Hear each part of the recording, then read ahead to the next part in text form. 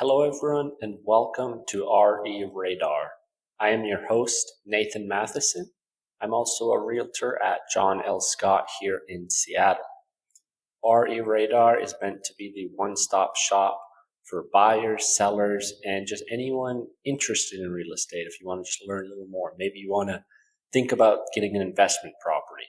This is the ideal spot for you to be, as RE Radar is meant to inform everyone about real estate and the complex natures of it, and try to make it a little easier to understand for people to allow them to succeed at whether that be purchasing your first home or selling your home.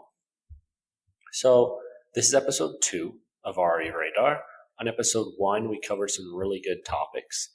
So if you missed that episode, head on back and check it out because I think it'll be worthwhile. But for now, here's episode 2.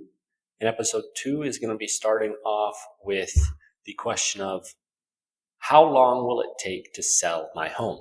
Now, this is a wonderful question. This is a question that everyone should be asking their agent. And this is a question that isn't the easiest to answer.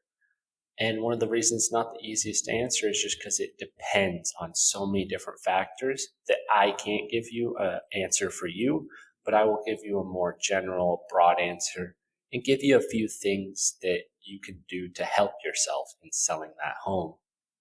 As the answer to how long it'll sell will depend on factors such as what the market's like at the time, your location, the style of the home, the condition of the home, a number of other factors, some factors that people might not even think about, like a floor plan.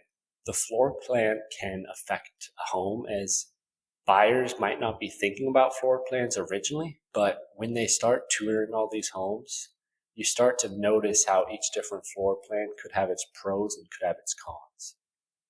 So to kind of get to answering the question of how long it will take to sell your home, first I'll look at it very broadly, as really what I'm just going to be looking at is the condo and residential on the market times. Now,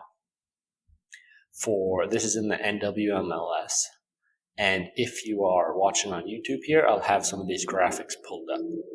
So according to the NWMLS, Northwest Multiple Listing Service, in Seattle, in February, the median days on market for a condo is 16 days. While the median days on market for a residential home was 7 days back in February.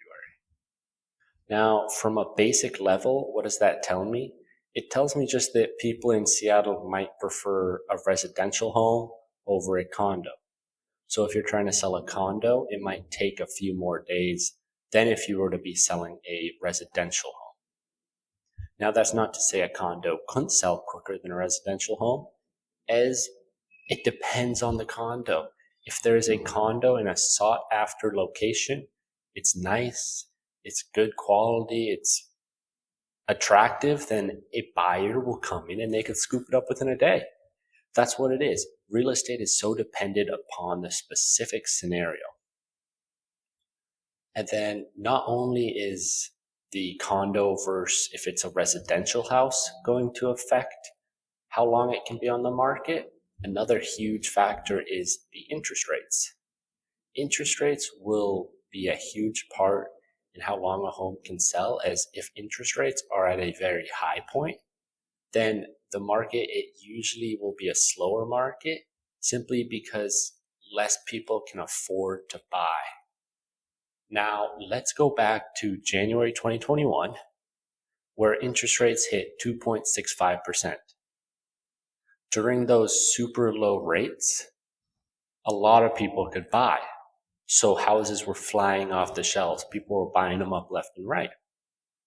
As just to pull up an example here, a $800,000 home at today's market of about 7% interest rate, your monthly payment of that would be around $5,900. Back it up to 2021, a $800,000 home, 3% interest rate, that payment is $4,100. So that's about an $1,800 difference with that 4% interest rate difference. That makes a big difference, $1,800 a month. And let's just for fun here, for a 3% interest rate back then, to get the monthly payments of $5,900, which is what you'd have with the interest rate of 7% in today's market with a $800,000 home, to get that same payment at 3% interest rate, the home you'd be able to afford would be $1.15 million. That's a little bit of a nicer home than an $800,000 home.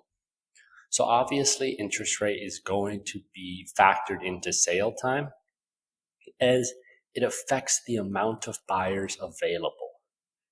And thus with higher interest rates, especially with higher priced homes, there aren't as many buyers available, so your home could sit on the market for longer than, say, interest rates were lower.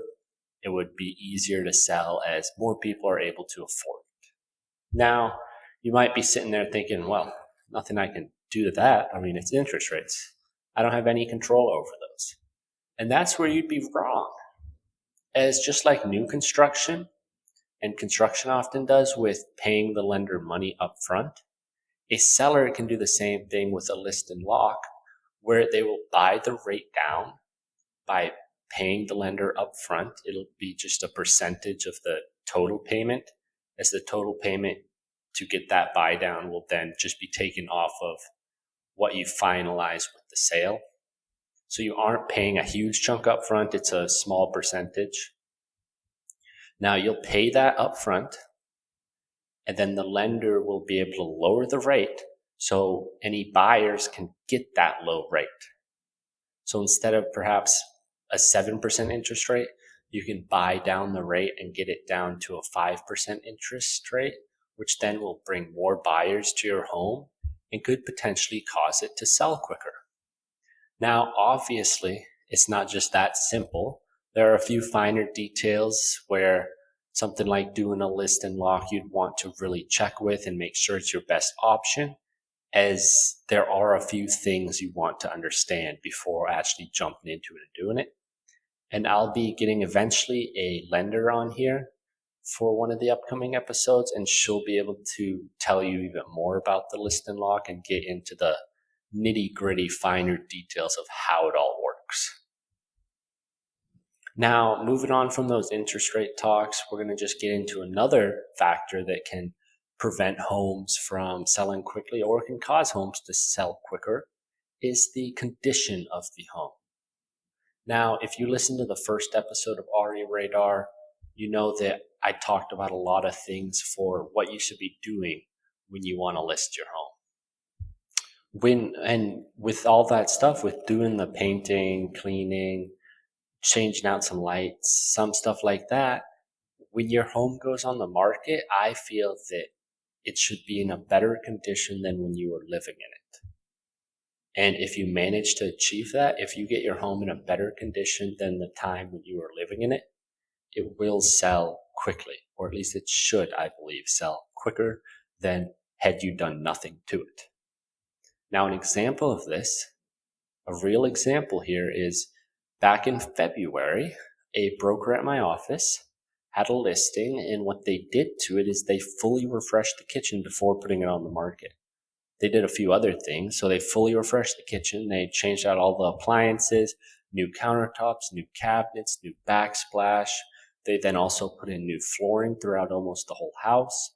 They changed a few lights, changed some fixtures, painted the walls. And what happened? For the first open that was held there, over 50 people showed up. It then, within a week of being on the market, had gotten over 7, I believe, offers, over 7 or around 7 offers. And it was under contract then with the sale price of around $100,000 over what the list price was. So really what I'm doing here is trying to help you guys out. I'm not just blabbing about useless information. What I talked about week 1 of RE Radar, if you do that, you can see the benefit to that, like that example I just told you guys. I'm just really hammering down here for this segment about how it depends on a lot of different things for how long it can take to sell your home. but there are things you can do to improve the chance of your home selling quicker. Now, every home's different, so what you do will obviously depend on what type of home you have and a number of different factors. Now, I'm talking to you here on a podcast, but if you're talking to a realtor in real life here, and if you've got an agent and if you're trying to sell your home, then they should be able to give you a much better analysis of how long it will take to sell your home, as what they should be doing for you is creating a comparative market analysis. A CMA has a number of different listings on it. It's going to have active listings, pending listings, sold listings, and then it also should also have expired listings. And those listings aren't just random houses. They're not, why would they compare your place to them? They're going to be looking at homes that are, or properties that are similar in terms of location, size, number of bedrooms, number of bathrooms, garages, everything about your home. This agent who is creating that CMA for you should try to match it as closely as possible, as that will then give you the best and most accurate guesses as to how long your home might take to sell, as well as the price that you should have your home. So if you are currently selling your home and you were never showed a CMA, or you don't know what I'm talking about right now, then you should probably reach out to your agent with some questions. So next up, I'm going to transition over into the second question that I'll be tackling today. And that is, should I order a home inspection before putting my home on the market? Now, in my opinion, along with my designated broker's opinion, you should always get a pre-inspection report for your home. What the home inspection is going to be looking at is going to be foundation, structure, electrical, plumbing, and HVAC systems within your property. By having a home inspection before the property goes on the market, you're going to be able to uncover any potential issues that arise. Now, had you not done a home inspection prior to putting your home on the market, and a buyer comes in with a home inspector with a inspection clause, then they could come in there and get the inspection done. Then something was on the inspection that they didn't like, something was an issue with the home, then it could be a deal breaker for this buyer. They could be like, all right, I'm walking. I'm not taking the home, because they don't want to deal with whatever that issue may be. And then this can cause some issues, obviously. I'm sure you all imagine a home when the seller thought they were going to sell it active to pending, and now it goes from pending back to active. That's going to bring some question marks. Potential buyers will always then see what happened here. It kind of stains a home. It stains a listing and can deter buyers and cause that home to sit on the market for longer due to potential buyers being wary of it and not 100% in on it. A potential argument that someone might have as to why you or when you shouldn't do a home inspection is if the seller doesn't have any money to fix anything. You might ask, why would you want to get an inspection done when all it's going to do is potentially find issues? And if you find those issues, then you have the duty to inform all potential buyers about that, because it's a known defect to you now. Why is it that I still feel that it's a good idea for a home inspection to get done, even if that seller doesn't have the funds to do it? Well, the inspector is going to come to the property, and let's say they find an issue. Let's say there's some rotting on the deck.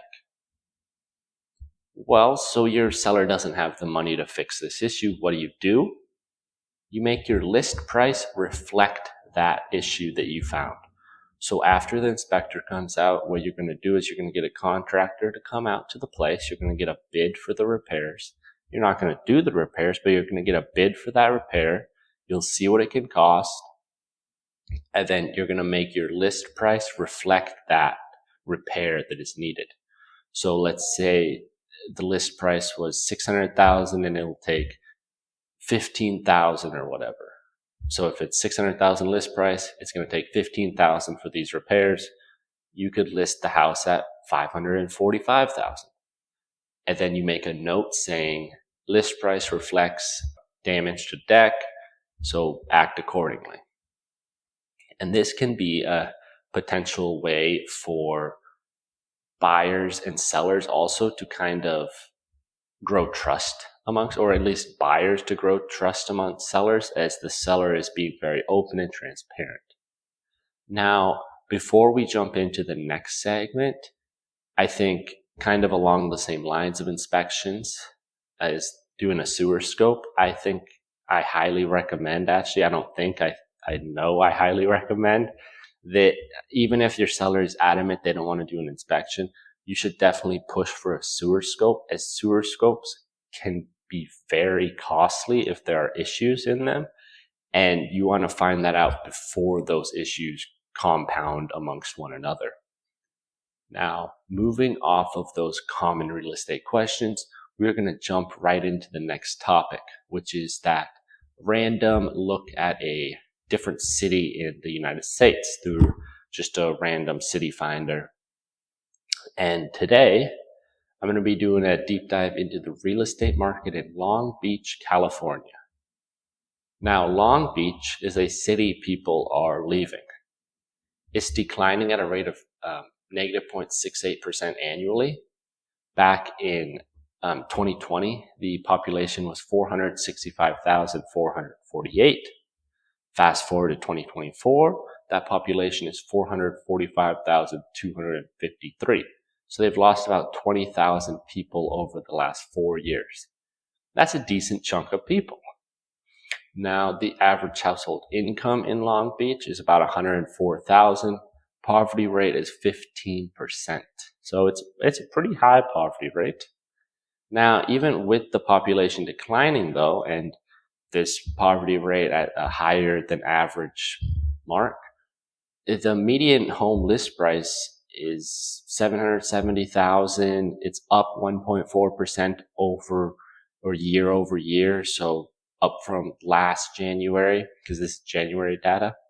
And then median sold home price is $775,000. This is a seller's market, which, often when all these people are leaving a place, you wouldn't imagine it being a seller's market. But in this case, that's what Long Beach is. I mean, Long Beach is still a place that people desire and want to live at, even though some people are leaving. Other people are trying to get there and they just can't afford it, I suppose, at this point. And that is keeping it in a seller's market with the desire of Long Beach, being on the West Coast, California, beach, nice weather always. Who wouldn't want to live there? And what this I'm going to bring in now is the idea that brings in renters. A lot of Long Beach is rented out. It's very appealing to landlords because people want to live there. It's a desirable spot, but it's hard to afford. Renter-occupied units make up 60% of the local housing market in Long Beach. In Seattle, that number is just 51.9%.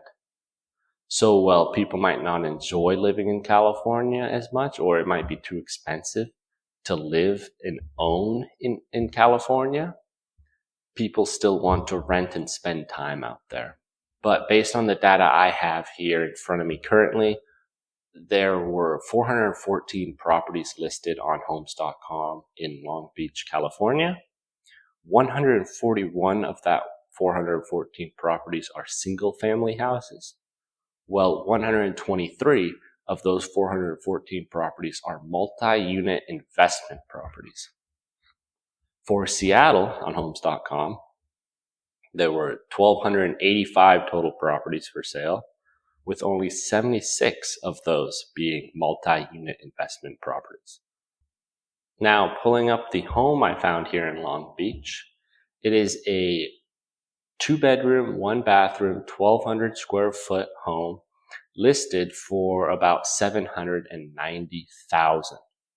Now, the home was built in 1944, and it appears and is written about, the agent talks about how it's very well maintained.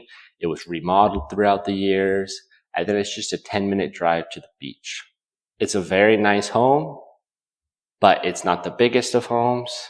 It's a high price. This kind of reminds, I'm sure, a lot of people about a Seattle home that you can get with in terms of the 2-bedroom, 1-bath going for that high $700,000. I mean, I think that's actually even a little higher than the Seattle market. Alrighty, now moving off of Long Beach, California, we're going to be looking at another city here. And for this city, I've randomly selected Decatur, Alabama. Now, going from Long Beach to Decatur, Alabama, I'm sure we're going to see a different housing market, and that is what we see. Decatur is a very small city in northern Alabama, and in the most recent 2020 census, there was 57,938 people. Now, 2024, there's 58,556. So Long Beach is shrinking and Decatur is growing. Now, the median home list price in Decatur is $291,000. This is as of January, and that's trending up 2.3% year over year annually. Now, the median home sale price was around $270,000. That's a very small number, right? $270,000 for the median home sale price. However, you got to look at it from a little wider perspective and in terms of that region and all that. Back in 2020, prior to 2020, the home prices in 2019 were consistently around $150,000. They were sitting $140,000, $160,000 sometimes would be the median home sale price. But that's what they were back in 2019. Once 2020 hit, COVID hit, the interest rates dropped like a rock, and now home prices started rising and rising, and they're still rising here in Decatur, Alabama. And as far as what the market is here, it's a buyer's market. The sale to list price was 97.5%. So homes in Decatur sold for 2.5% below asking price on average this past January. And as everyone can imagine, you're down in the South. What can you get for a home down in the South? You can get a lot of home for a little money. For $490,000, you could currently buy this. Well, actually, you couldn't currently buy this home as I'm looking now. It is under contract, so it is pending. At $490,000, this home was listed. It is a 4-bedroom, 5-bathroom, 4,253 square foot, 1990 built home located just minutes away from a park, a golf course, the Tennessee River. I mean, this home, it started on the market in February, and now it is March, and it is pending. So Decatur, Alabama is a city that is growing. It is in one of the fastest growing regions of Alabama. So if you're looking for a potential investment idea, I mean, maybe take a trip down to Decatur and see it for yourself, as there's a bunch of other factors that will go into whether an area is a good investment city. But Decatur, Alabama, I mean, it's the fastest growing region of Alabama. Home prices are on the move. I mean, it would have been much better to get in back in 2019. But do we see home prices continue to get up to the 500, 600,000 range? I'm not sure. That's something you're going to have to do a whole lot more research for, which I do not have time for on this episode, as that about does it for RE Radar episode number 2. I hope everyone who tuned in enjoyed it and learned something. And if you ever have any other questions, or you ever want something answered, or just have something to tell me about, give me a call or get in touch with me, and I will definitely be happy to help you out. And I hope everyone tunes into episode 3, as that's just going to be even more jam-packed with some great information. And I am thinking episode 3 potentially will be the first episode with a guest. So stay tuned. But for now, adios.